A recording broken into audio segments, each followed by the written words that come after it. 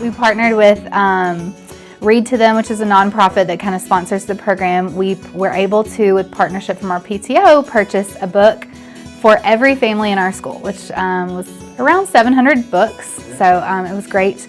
And last Friday, we kicked it off with an assembly. We revealed the title of the book. We had several teachers dress up as characters from the book and had the kids see if they could guess it. The great thing about it is our whole school community is participating.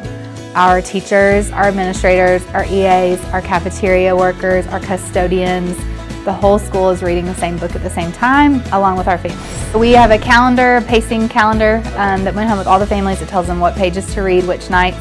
And then we're doing trivia contests with the kids during the school day. There's lots of activities for the teachers to pull in, vocabulary, comprehension, character building. The book's got a lot of great messages about friendship, courage, adventure. So yeah, so we're kind of trying to hit it from all angles. I actually really like it, and I like how even the kindergartens, like there's actually like really hard words in the book, and even the kindergartens are actually reading this.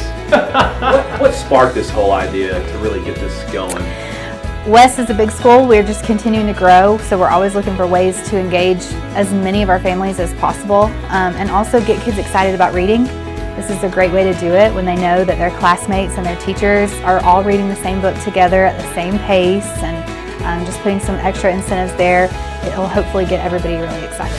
I mean, studies are really strong in indicating that 15 to 20 minutes of reading a night makes a huge difference in a student's reading level and comprehension abilities.